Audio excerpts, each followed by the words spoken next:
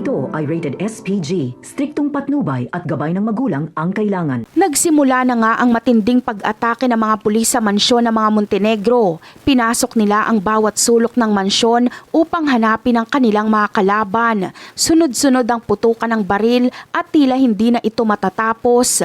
Ang lahat ay nakahanda sa isang madugong labanan na magaganap sa pagitan ng dalawang panig. Ang hangarin ng mga pulis, lalong-lalo na ni Rigor, ay tapusin na ang mga Montenegro.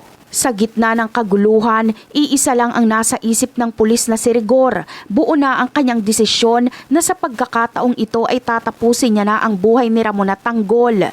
Para sa kanya, ito na ang tamang oras upang pagbayarin ng dalawa sa lahat ng kanilang mga kasalanan. Puno ng galit ang kanyang puso at handa siyang gawin ng lahat, kahit pa sa marahas na paraan. Habang nagpapatuloy ang putukan, nagsimula namang panghinaan ng loob ang mga kaibigan ni Tanggol. Ramdam nila na dehado sila sa laban at parang wala na silang pag-asang manalo. Naisip nilang mas mabuti kung aatras na lang sila at sumuko na sa laban. Para sa kanila, mas mahalaga ang kanilang buhay kesa ipagpatuloy ang isang laban na tila wala namang kasiguraduhan kung sila ba ay magwawagi. Ngunit iba ang nasa isip ni Tanggol sa sitwasyon. Hindi siya pumayag na basta na lang sumuko. Para sa kanya, kailangan nilang lumaban hanggang sa huli. Kaya naman, buong tapang siyang nagpatuloy sa pakikipagbarilan sa mga pulis. Ipinakita niya sa kanyang mga kaibigan na hindi takot at dapat manaig sa kanilang mga puso sa oras ng matinding pagsubok.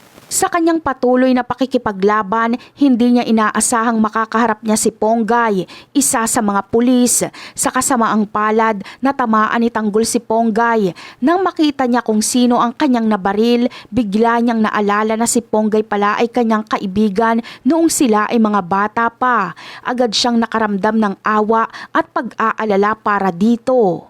Kahit na magkalaban sila at nasa panganib ang kanyang sariling buhay, hindi nagdalawang isip si Tanggol na tulungan si Ponggay. Dinala niya ito sa isang ligtas na lugar upang gamutin ang sugat. Dahil sa ginawang yun ni Tanggol, nakaramdam ng paghanga si Ponggay. Naaalala niya na kahit noon pa man ay likas na kay Tanggol ang pagiging matulungin at napatunayan niyang hindi pa rin ito nagbabago. At yan ang aabangan natin. Bye!